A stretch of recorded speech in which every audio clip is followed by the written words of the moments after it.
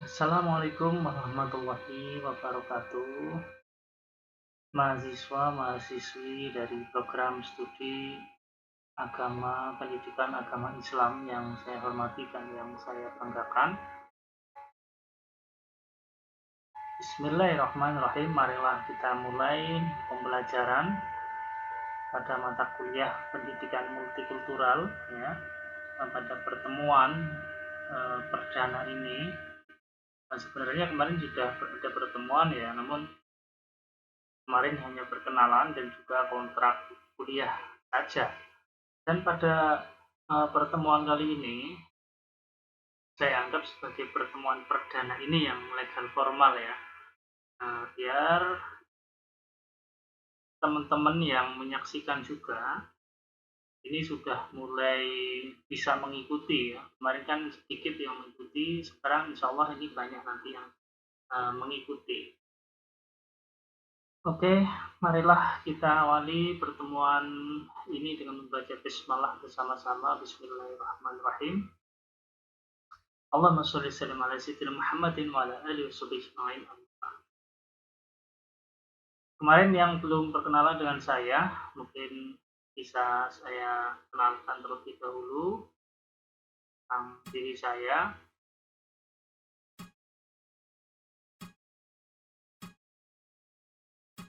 Oke teman-teman, ini biodata saya ya.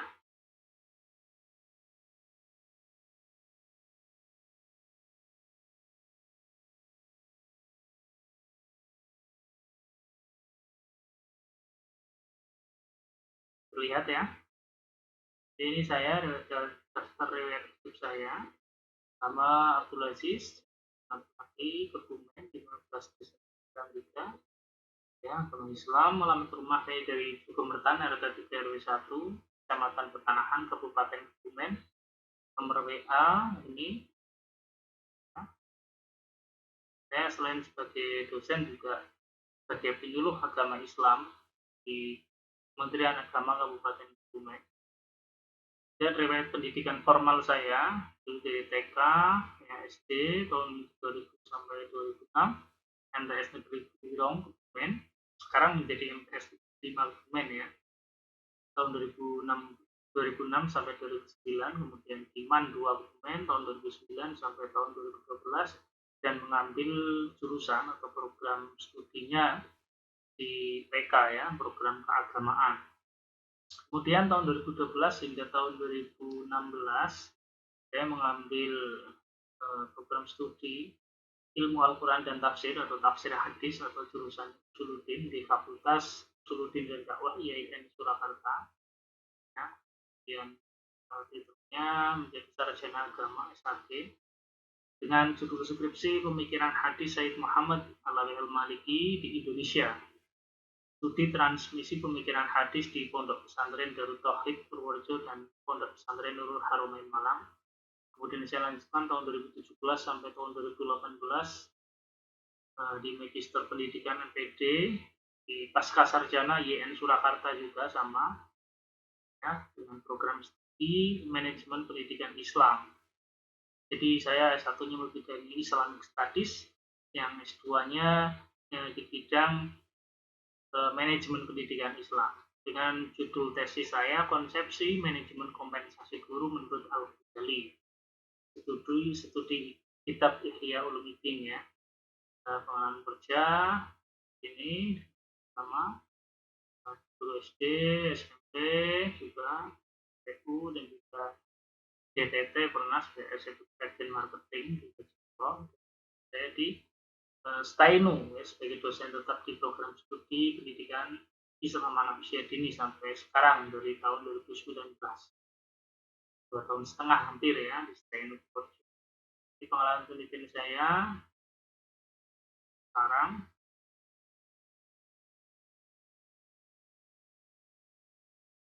buku dan jurnal ya, ini narasumber yang saya ikuti dan lain sebagainya ya, riwayat organisasi ini di OSIS, PMR, IGNU, kemudian HMJ atau HMTS sekarang ya, di LPM, LPM di sini lembaga penelitian mahasiswa ya, UKM di Surakarta. Yang penelitian mahasiswa itu CKH di bidang tafsir, ketua tafsir, kemudian di Ha'ul Quran, IMAGO, Ikatan Mahasiswa Kebumen, IAIN Surakarta atau mahasiswa Kebumen yang ada di Solo. Saya dulu termasuk salah satu pendiri dan juga ketua 2002 sampai 2015. Kemudian di masjid biasa ya, di gerakan pemuda Ansor saya di Bantuan, sekarang masih aktif dan sekarang diberikan jabatan sebagai sekretaris di Lembaga Penjaminan Mutu Tekno Purworejo ya di LPM sejak tahun 2019 sampai tahun 2020 kemarin, dan mulai tahun 2021 masa jabatan kemarin sampai tahun 2020.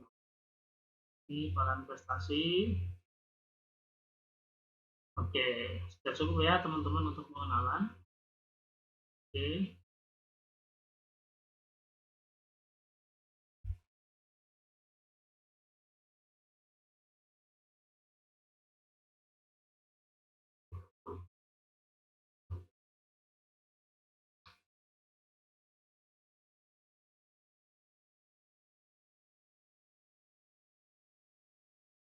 Oke, kemudian kita masuk lagi ke pembelajaran kita. Jadi di dalam mata kuliah pendidikan multikultural ini merupakan salah satu mahasiswa atau salah satu mata kuliah wajib yang diharuskan memilihnya ya. Jadi mahasiswa tarbiyah, mahasiswa jurusan tarbiyah atau kependidikan di perguruan tinggi keagamaan Islam baik negeri maupun swasta ini diwajibkan untuk mengambil mata kuliah pendidikan multikultural karena ini salah satu kurikulum wajib yang memang diajarkan oleh pemerintah, yang diwajibkan oleh pemerintah agar tujuannya masyarakat ya, terutama di bidang pendidikan ini mampu saling memahami, saling menghormati satu sama lain, terutama di keragaman budaya, suku, ras, bahasa, dan lain sebagainya.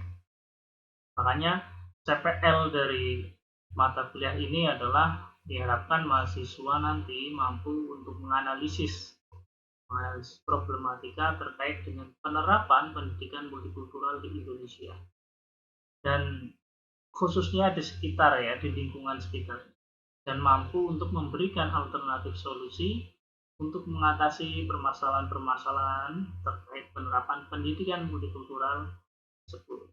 Jadi tujuannya memang agar kita mampu memahami sekaligus mengimplementasikan di dalam kehidupan sehari-hari. Bagaimana sih implementasi pendidikan multikultural itu gitu kan. Ini yang pertama, nanti kita membahas tentang atau mengkaji ruang lingkup serta sejarah perkembangan pendidikan multikultural. Kriterianya atau indikatornya itu nanti ada mencakup pengertian pendidikan multikultural, kemudian tujuan pendidikan multikultural, dan ruang lingkup pendidikan multikultural. Yang kedua, kita juga nanti membahas mengenai konsep kemajemukan dan konflik sosial di Indonesia. Kemajemukan dan juga keragaman itu dua hal yang mirip tetapi juga berbeda. Nanti kita bahas perbedaannya apa juga. Di sini di dalam kriterianya kita bahas pengertian masyarakat majemuk itu seperti apa, pengaruh majemukan di Indonesia, yang mempengaruhi Indonesia ini bisa majemuk itu apa sih sebenarnya, itu ya. Kemudian konflik sosial di masyarakat, kemudian faktor-faktor yang menyebabkan terjadinya konflik sosial di masyarakat, itu beberapa nanti. Kemudian yang ketiga, kita nanti membahas mengenai pendidikan sebagai proses transformasi budaya ya. Nantinya di dalam kriteria ini kita membahas hakikat pendidikan dan kebudayaan. Apa itu pendidikan dan apa itu kebudayaan? Apa hubungannya antara pendidikan dan kebudayaan? Ya, dua hal ini saling berhubungan. Ya, ada pendidikan yang berbudaya, ada budaya pendidikan. Itu dua hal juga yang berbeda. Kemudian yang kedua, kita bahas mengenai pendidikan sebagai transformasi budaya. Ya, pendidikan sebagai sebuah alat untuk memberikan penunjang ya, untuk menjadi penunjang terhadap transformasi budaya, atau di situ ada semacam pembaruan ya terhadap budaya yang ada. Pembaruan di sini bukan berarti mengganti budaya yang ada, tetapi bagaimana pendidikan ini nanti dapat memajukan dan menunjang budaya yang sudah ada ini agar semakin maju lagi sesuai dengan apa yang kita harapkan. Kemudian proses pembudayaan melalui pendidikan formal. Ini di sini yang kita katakan tadi antara pendidikan dan kebudayaan ini ya, ada proses pembudayaan melalui pendidikan formal. Dan juga terutama kalau pendidikan ini yang dimaksudkan pendidikan formal ya, ada juga pendidikan non formal sebenarnya. Kemudian ada pendidikan informal. Pendidikan formal itu seperti sekolah atau lembaga negeri maupun swasta ya, seperti sekolah, madrasah negeri ya, sekali ya, SMA, SMP, SD, TK dan lain sebagainya. Sementara pendidikan non formal seperti madrasah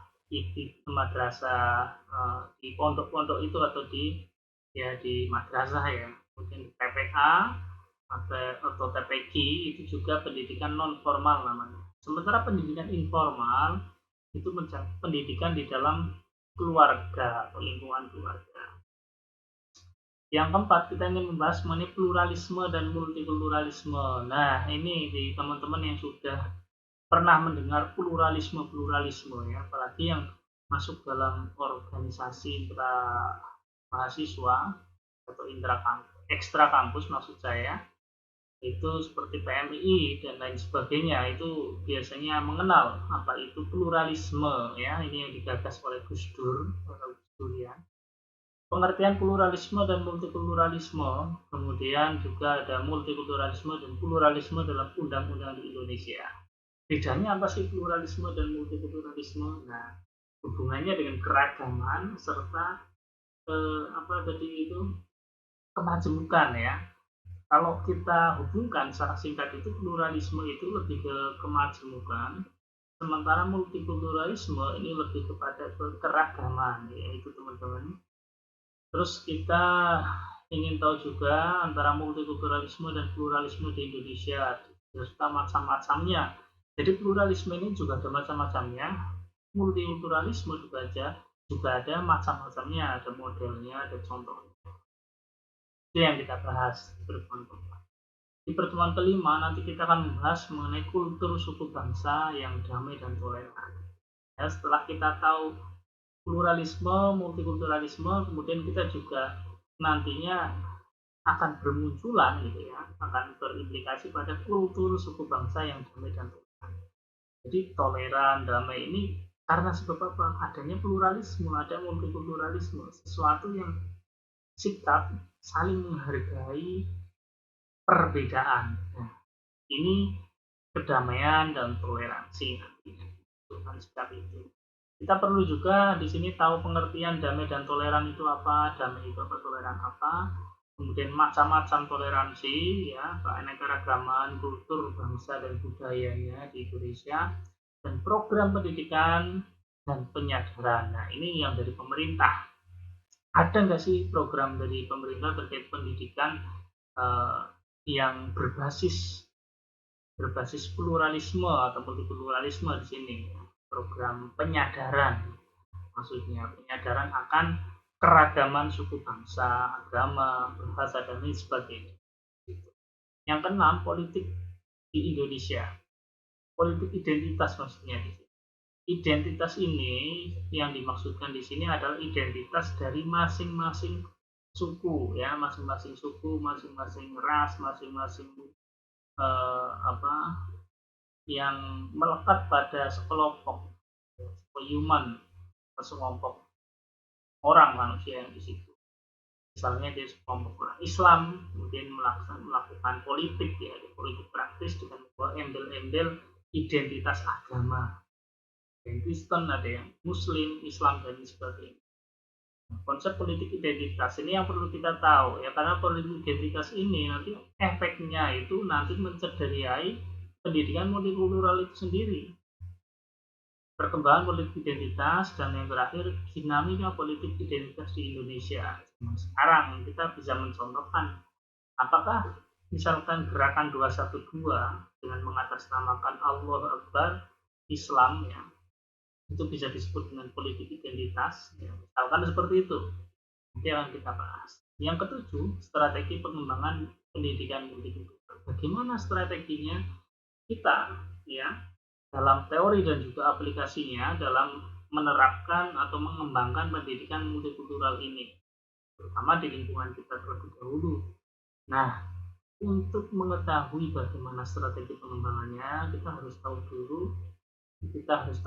kerangka konseptual pendidikan multikultural dan reorientasi pendidikan berbasis multikultural. Reorientasi maksudnya di sini kayak tujuan ulang ya, kita menuju ulang atau menilik terlebih dahulu, merevisi tapi mereview ulang sebenarnya tujuan dari pendidikan kita di Indonesia itu untuk apa sih gitu kan. Kemudian bisa nggak sih dibasiskan multikultural gitu dalam pendidikan kita.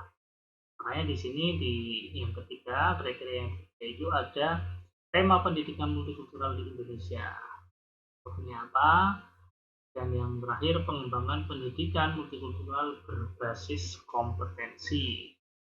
Kalau sekarang itu kan di dalam undang-undang itu ada, selain pendidikan multikultural itu ada pendidikan anti korupsi. Ada bahkan sudah sebagian kampus itu ada yang eh, memberikan mata kuliah pendidikan anti hoax ya, anti hoax dan ujaran kebencian. Bahkan pendidikan anti radikalisme itu juga sudah ada di bagian kampus-kampus yang lain. Itu beberapa memang problematika yang ada di negara dan bangsa ini yang memang perlu diadakan mata kuliahnya di kampus-kampus, termasuk pendidikan multikultural ini. Paham ya sampai ini ya teman-teman. Yang kedelapan, kita bahas mengenai implementasi pendidikan multikultural dalam praksis pendidikan di Indonesia. Kita harus tahu dulu paradigma pendidikan multikultural, bagaimana kerangka konseptual berpikir secara besar itu pendidikan multikultural ini seperti apa sih? Dibawa kemana sih dalam tataran pendidikan di Indonesia, termasuk urgensinya, pentingnya apa pendidikan multikultural di Indonesia ini. Nah, kemudian praktek pendidikan multikultural di Indonesia. Kita juga menganalisis nanti contoh-contohnya apa saja pendidikan multikultural yang ada di lingkungan kita di Indonesia ini. Atau mungkin di lingkungan kita masing-masing, di sebuah rumah kita, di sebuah desa kita, di desa kita, di daerah kita. Itu bisa jadi contoh nanti. Kemudian pendidikan multikultural berbasis karakter keindonesiaan. Nah, dulu ada pendidikan karakter ya, berbasis karakter keindonesiaan. Berarti ada karakter multikultural yang berkarakter bukan keindonesiaan. Maka di sini akan kita bahas itu nanti pendidikan multikultural berbasis keindonesiaan. Ada juga penerapan yang ke-9, penerapan pendidikan multikultural pada tingkat satuan pendidikan, mulai dari SD, SMP, SMA hingga perguruan tinggi. Itu seperti apa penerapannya di sekolah-sekolah? Ya, makanya di sini perlu terlebih dahulu dalam kriteria ini satu, pertama pentingnya penerapan pendidikan multikultural pada tingkat satuan pendidikan. Di SD pentingnya untuk apa? Di SMP untuk apa? MTS. Di SMA atau MA atau SMK itu untuk apa, dan di tataran perguruan tinggi, universitas, kampus tujuannya untuk apa? Program pendidikan multikultural. Jadi contohkan nanti program-program pendidikan multikultural itu apa sih yang ada di pendidikan. Kemudian peran guru dan sekolah, institusi atau lembaga pendidikan dalam penerapan pendidikan multikultural di sekolahnya. Yang 10, model pembelajaran multikultural. Kita sudah menerapkan di sekolah, tapi nggak tahu modelnya, model pembelajaran multikultural itu seperti apa. Nah, ini yang akan kita bahas. Konsep pembelajaran multikultural. Kurikulum pembelajaran multikultural. Nah, ini juga ada. Kalau sekarang ada kurikulum merdeka. Ini ada kurikulum pembelajaran multikultural. Kemudian manajemen strategi dan pembelajaran pendidikan multikultural. Ada juga proses pengelolaan pembelajaran multikultural ya. Di sini kita bagaimana mengelola pembelajaran yang basisnya ini multikultural. Jadi semuanya bermuara atau berbasis pendidikan multikultural. Ya, di situ kata kuncinya, keywordnya. Lalu ke-11 kita membahas nanti tentang model pengembangan kurikulum berbasis multikultural. Jadi penerapannya, pengembangan pembelajarannya, kemudian kurikulumnya. Ini akan kita bahas juga. Pentingnya model-model pembelajaran multikultural, konsep pengembangan kurikulum multikultural, kemudian langkah ya untuk pengembangan kurikulum multikultural, kemudian pendekatan dan tahapan pengembangan kurikulum multikultural. Jadi tentang kurikulum multikultural ini akan kita bahas nanti juga. Yang terakhir, ya materi terakhir yang kita bahas ini adalah model pengembangan materi PAI dalam perspektif multikultural. Kita sebagai calon guru PAI yang profesional, pendidik itu harus mengetahui dan memahami apa itu pendidikan multikultural. Makanya bagaimana sih model pengembangan materi PAI sebagai dalam hal ini mahasiswa PAI atau guru PAI nantinya dalam menerapkan di lingkungan sekolah atau di kelas dalam menerapkan pendidikan multikultural. Misalkan saya ambil contoh, kalau di dalam kelas itu ada siswa atau siswi yang beda agama, beda suku, bagaimana seorang guru PAI ini menyampaikan pengajarannya di dalam kelas? Itu ada metodenya, ada strateginya, dan ada modelnya ya di situ. Makanya di sini terlebih dahulu kita harus tahu konsep pendidikan agama Islam berwawasan multikultural. Ya. Kemudian karakter dan asumsi pendidikan agama Islam multikultural. Jadi PAI multikultural ibaratnya seperti itu. Kemudian juga revitalisasi PAI dalam pendidikan. Revitalisasi ini maksudnya pembaruan ulang. Ya. Jadi PAI itu selama ini ada yang ketat, fikih banget ini, syariah banget, syariat. Pokoknya kalau nggak Islam ya salah itu. Nah, ini bagaimana nantinya pendidik PAI atau guru PAI ini dalam menyampaikan pembelajarannya ya dikaitkan atau disinergikan dengan perspektif multikultural, pendidikan multikultural. Jadi biar lebih nanti lebih seimbang, lebih halus lagi, lebih baik lagi ya, sesuai dengan kurikulum pendidikan multikultural. Yang terakhir, pengembangan materi PAI. Lalu setelah kita kasih tahu Islam begini, begini, begini dengan cara halus, baik, sesuai dengan perspektif multikultural ini, baru kita melakukan pengembangan materi PAI di dalam kelas. Itu beberapa hal yang akan kita bahas nantinya teman-teman. Untuk kontrak perkuliahan saya biasanya menggunakan 4 ya. Yang pertama itu dari segi sikap ya, sikap saya biasanya 20%, kemudian tugas 25%, PS ujian tengah semester 25%, dan yang terakhir UAS.